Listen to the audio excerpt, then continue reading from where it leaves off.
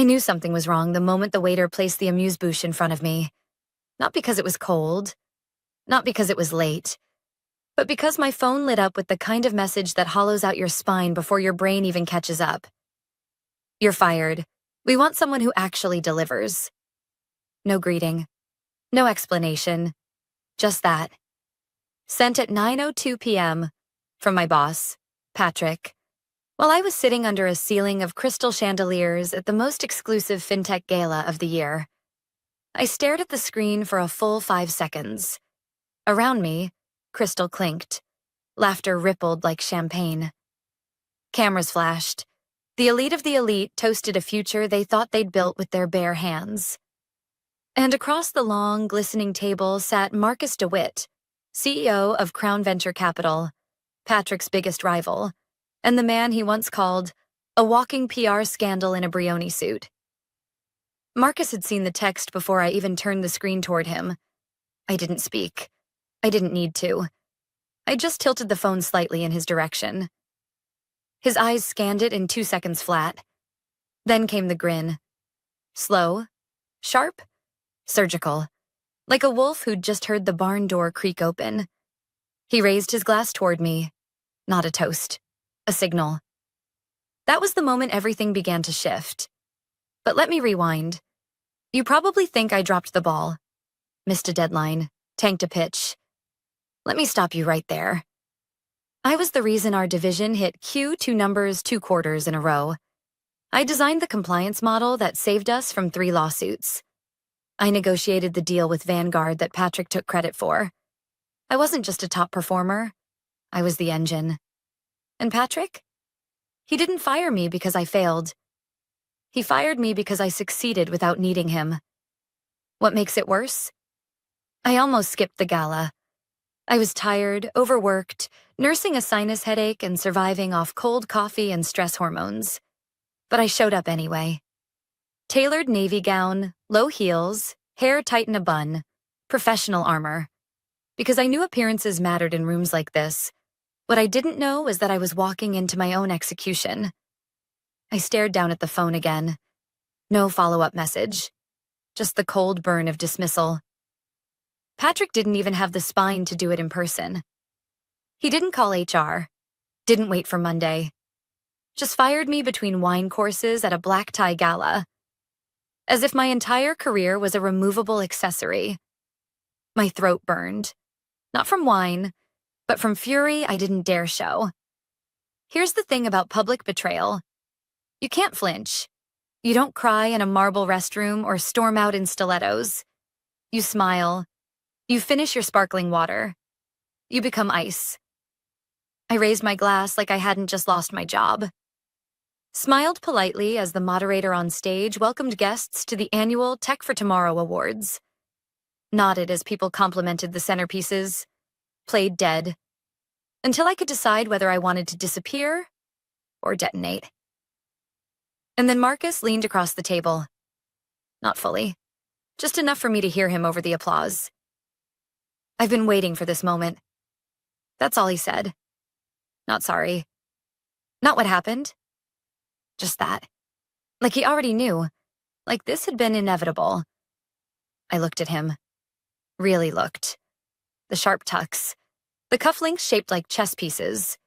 The man who'd outbid Patrick for 3 major partnerships this year. The man whose firm Patrick tried to bury with an anonymous smear campaign 6 months ago. Now he was smiling at me like I'd just stepped onto his chessboard. I didn't answer him. I didn't need to. Because in that moment, everything that had been fogged by exhaustion, loyalty, and the illusion of professionalism snapped into crystal clarity. I wasn't fired. I was freed. And Marcus? He wasn't just offering me a job. He was offering me an empire. I excused myself from the table 20 minutes later, smiled through 5 conversations I didn't hear, and stepped into the courtyard where the cold air slapped reality back into me. What do you do after someone sets fire to your career? You don't scream. You build your own match. My phone buzzed again. This time it was Marcus. 11 a.m. tomorrow. My office. You'll want to see what I've been working on. I stared at the message until the screen dimmed. Somewhere inside, a switch flipped. The part of me that had been playing nice? Dead. The part of me that once wanted a promotion? Irrelevant. I didn't want a better job. I wanted Patrick to regret ever thinking I was disposable. Because the thing about men like him, they forget the people who build their castles. Until those people walk away with the blueprints. And I had all of them. I didn't sleep that night. Not because I was panicked, but because I wasn't. That was the terrifying part. The numb calm that comes when your brain stops begging for fairness and starts sketching revenge in quiet, calculated strokes. I lay there in bed, staring at the ceiling, dress still clinging to me like regret. Patrick had fired me in front of the industry, and he didn't even bother to wait for Monday. Didn't give HR a heads up. Didn't offer a severance meeting. No, he wanted a moment. A performance. He wanted to humiliate me publicly, without ever lifting his voice.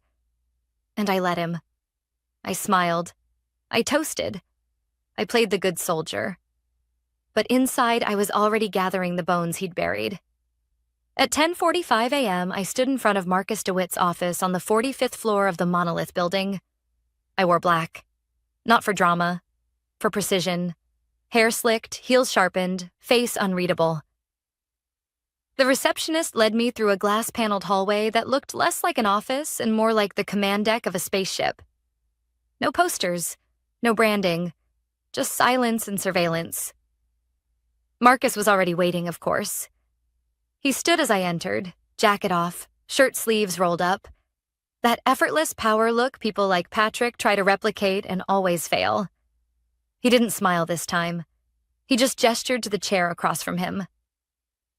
"Before we start," he said, "I want to be clear. I'm not offering you a sympathy role. This isn't about kindness." "Good," I said. "I'm not interested in kindness." He slid a document across the table. NDA. Short. Brutal. Legally airtight. I signed it without flinching. "Now," he said, folding his hands, "tell me what Patrick's been hiding." I laughed once. Bitter. "How much time do you have?" "Until the market closes." So I told him. I started with the internal restructuring Patrick had kept off the books. The side pipeline he was building using shell firms and third-party consultants no one had properly vetted. How he'd pushed through an untested fraud detection tool to impress investors. A tool I had personally warned him wasn't ready for deployment. I told him how I'd written the foundational risk architecture for that platform. How Patrick had locked me out of the codebase 2 weeks ago without explanation, and how the new lead engineer was a 26-year-old he met at a golf tournament. Marcus listened without interrupting. No notes, no commentary. Just that stare, like he was watching dominoes line themselves up. When I finished, he leaned back. "How much of what you built still lives inside that system?" I met his eyes. 80%, and the rest is duct-taped guesswork they don't even understand. He nodded once, then slid a second folder across the table. Inside, a blueprint. Not mine. Theirs. Crown Ventures had gotten their hands on Halotech's internal launch plan for their new flagship product, the same platform I helped design before Patrick locked me out. "What do you want me to do with this?" I asked. Marcus looked me dead in the eye. "I want you to tear it apart, from the inside out." He didn't blink, didn't ask if I was comfortable, didn't treat me like a broken asset. He handed me the detonator and trusted I'd know where to aim. That's when it hit me. Marcus didn't want revenge. He wanted results. And he believed I could deliver. I left the office at noon with a temporary badge, a login to their sandbox environment, and a mission: dissect Halotech's future before they even knew it was vulnerable. Back at my apartment, I turned off my phone. Not airplane mode. Office. Then I pulled out my old hard drive, the one I'd used for every prototype model I ever built. Encrypted, isolated, and entirely legal. Because here's the twist. I never signed over my IP. Patrick forgot to include the updated clause in my last contract renewal. He was too busy prepping for a yacht retreat in Santorini. Rookie mistake. By 6 p.m., I had already isolated 3 major compliance flaws in the Halo tech system. By 8 p.m., I had rewritten a cleaner, smarter version of their risk engine. By midnight, I had a pitch deck ready. Title slide, Lantern.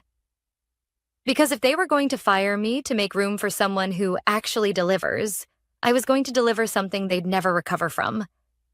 And that was just the beginning. Because Patrick, he hadn't just fired a strategist. He'd unleashed one. I didn't post. I didn't tweet. I didn't even tell my best friend what I was working on. Because this wasn't a comeback. This was a siege. The kind that starts with silence. The kind that doesn't knock. It rewrites the locks. Marcus's team gave me a small, nondescript conference room on the 43rd floor of Crown Ventures' Manhattan office. No windows. No distractions. Just a whiteboard, 2 monitors, and a secure server access line. They called it the Vault, a place for projects that didn't technically exist. Lantern wasn't a product yet. It was a weapon dressed as a solution. My job? Build something so elegant and terrifying that when Halo Tech's spring launch stumbled, and it would stumble, we'd already be standing there with the answer. An answer only I could offer. But first, I had to dissect what I built for Patrick. Because yes, I built it.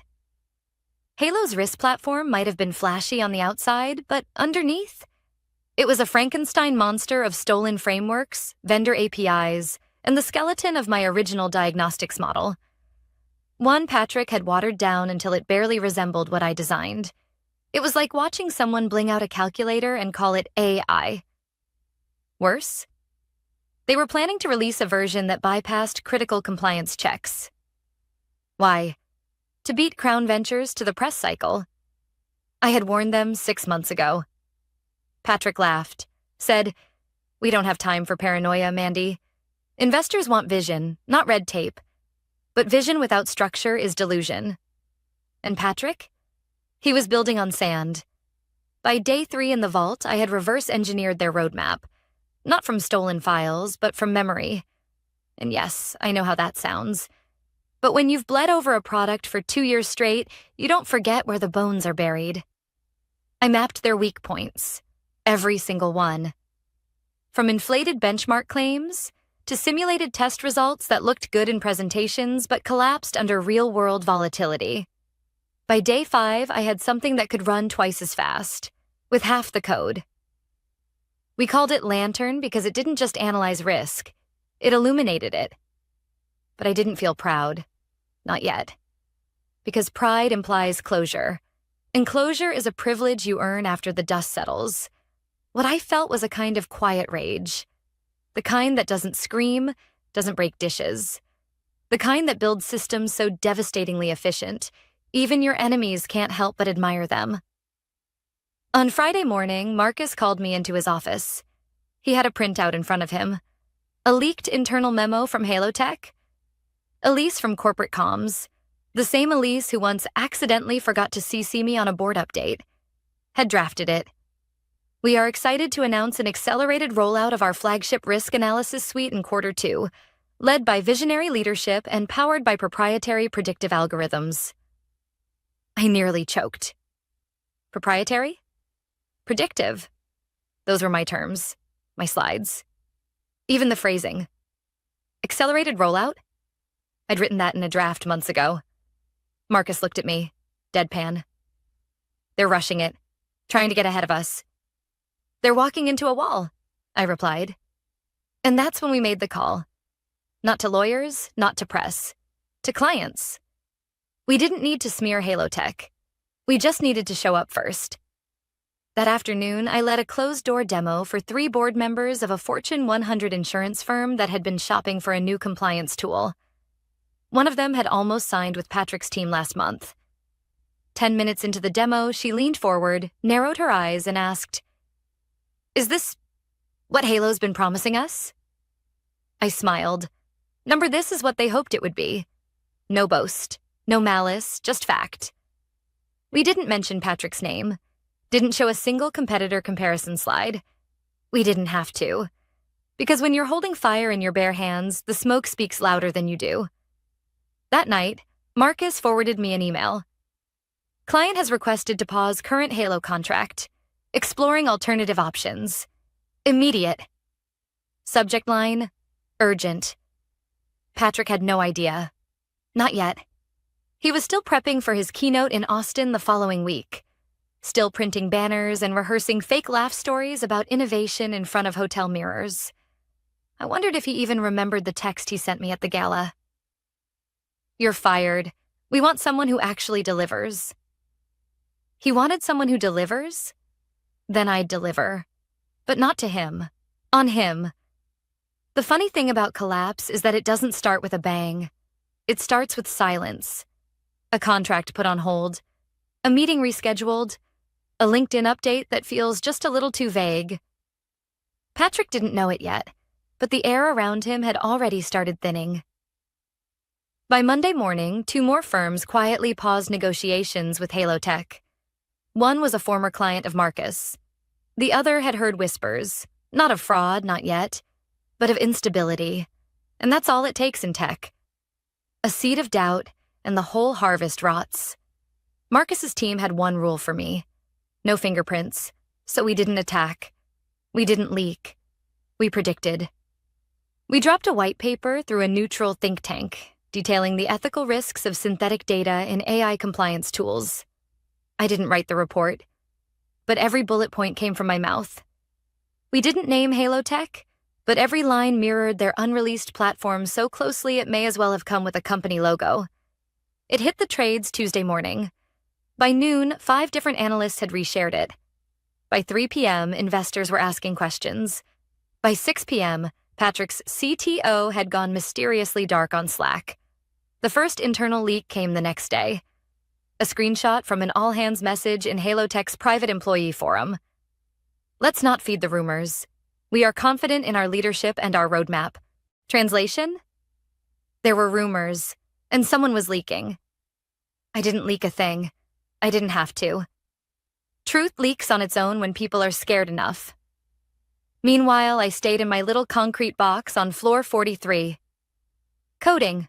Polishing. Listening. Lantern was no longer a project. It was a product. And it didn't just work. It sang. It identified risk clusters 3 times faster than Halo's flagship tool. It flagged anomalies with 94% accuracy, up from their 67%. And most importantly, it never used a line of code I didn't write myself. Marcus kept checking in, but less and less frequently. He was giving me space. Not out of kindness, but because he'd already seen enough.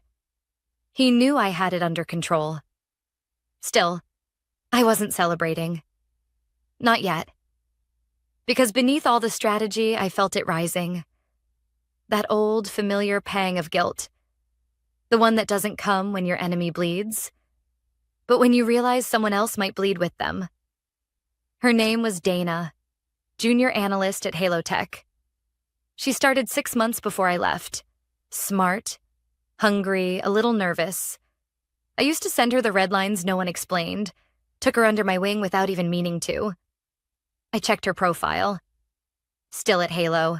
Still smiling in that headshot that hadn't been updated since onboarding.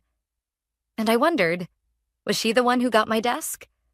Was she the one now sitting in meetings she didn't fully understand? Wondering why the floor was shifting?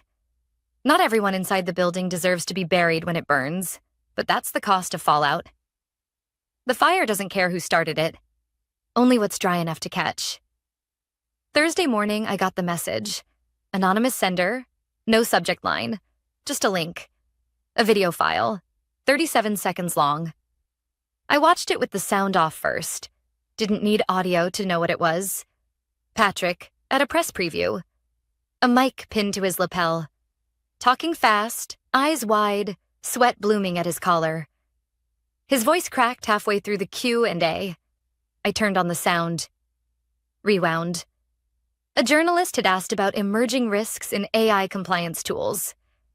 Patrick blinked, fumbled, then said, "Look, if our competitors want to weaponize caution, that's their prerogative.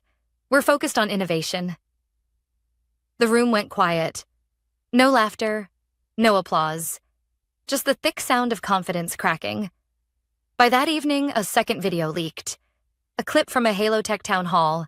An employee standing up and asking if layoffs were coming. Patrick didn't answer. He just ended the meeting. Marcus called me that night. "You've done enough," he said. "We could wrap now, let Lantern go public in 2 weeks and still win." But I wasn't done. Because there was one card left. One thread Elise, his chief strategy officer, had signed 2 years ago without reading. A buried clause inside an old vendor contract, authored by me. It stated that any platform integration built off my proprietary model remained the intellectual property of the original architect unless a direct transfer agreement was executed. No such transfer had ever been filed. In plain English, they were using my system illegally, and I had the signed document. Time-stamped, archived, fully enforceable. That was the last landmine, the one you don't step on. You just hear it click. And by sunrise, Patrick would hear it too. At 6:02 a.m., the email went out. Not to Patrick, not to Elise, but to legal. CC, Halo Tech's interim compliance officer. BCC, Marcus, attached. A scanned PDF of the contract clause Elise had initialed in a hurry on a flight to Boston 2 years ago. Subject line, Intellectual Property Violation Notice, Lantern Protocol, Enclosed Documentation. I hit send. Then I sat back. Didn't pour coffee. Didn't check Twitter. Just stared at the Manhattan skyline as the first rays of light split the buildings like scalpels. Because I knew what was coming. By 9 a.m., my inbox had 12 messages. By 9:15, 2 calls. I didn't answer either. By 10:03, I received a legal reply. Curt, rattled, demanding clarification. I replied with one sentence. You'll find it on page 14, paragraph 3, subsection B. At 10:48 a.m., I got a call from a blocked number. I let it ring once, then picked up. Patrick's voice hit the line like static. "What the hell is this, Mandy?" I almost laughed. Not because it was funny, because it was familiar. That tone. That how dare you entitlement wrapped in confusion. He'd used it on interns who double-booked meetings. He'd used it on Dana once when she brought up salary bands. Now he was using it on the woman who just collapsed his launch. I didn't raise my voice. Didn't match his anger. "It's a reminder," I said, "that I built the bones of your system, and you never paid for them." He cursed under his breath. I waited. "You're doing this out of spite?" "No," I said. "I'm doing it out of ownership. You threw me out of the house I built, Patrick. I'm just changing the locks. Click. No goodbye. No apology. Just silence." The next day, the press release went out. Not from Halo Tech. From us. Crown Ventures announces exclusive launch of Lantern, the first transparent risk engine built for real-world compliance. Marcus's name was on the release. Mine wasn't. But the industry knew. The VCs knew. The clients knew. The analysts knew. Even the interns pouring cold brew in shared WeWork offices knew. Because reputation travels faster than scandal. And everyone had watched me disappear. Now they were watching me rise.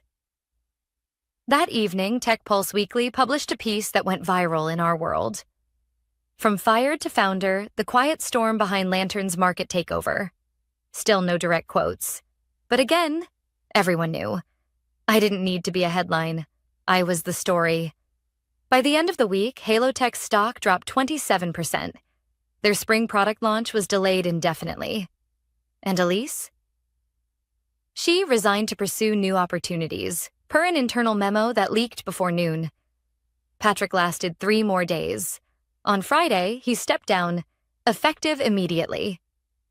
The board issued a vague thank you statement about early-stage innovation and bold leadership. Translation? They shoved him out and locked the door. I didn't celebrate. I didn't gloat. I just moved on. Lantern rolled out in phases. Marcus offered me equity and a permanent executive seat. I declined the seat. But I kept the equity, because I didn't need the title to prove I'd won. I got emails from people I hadn't heard from in years. Some congratulated me. Some asked if I was hiring. A few tried to reframe the past, make it sound like they'd always supported me. I responded to none of them. Not out of malice, just clarity. Because when you've walked through fire, you don't go back to people who handed you the match. One night, around 2 a.m., I got a message. Anonymous. No name, no sign-off. I'm sorry. You didn't deserve what happened. I hope you build something better. It might have been Dana, or someone else from the inside. I never found out. But I appreciated it. Not for closure, but for the truth. Because that's what this whole thing had been about from the beginning. Not revenge, not even justice. Recognition. You can work twice as hard, carry whole systems on your back, build fortunes for people who never learn your name. But the moment you stop playing quiet, they call you difficult, disloyal, replaceable. I wasn't any of those things. I was essential. They just learned it too late. The final report went live the next month. Lantern was outperforming Halo Tech's prototype by every major metric. Crown's valuation surged. Patrick's name faded like it had never mattered. And me? I sat alone in my new apartment, staring at a clean whiteboard. One word written in the center. Next. Because legacy isn't built from applause. It's built from ashes. And mine had just begun.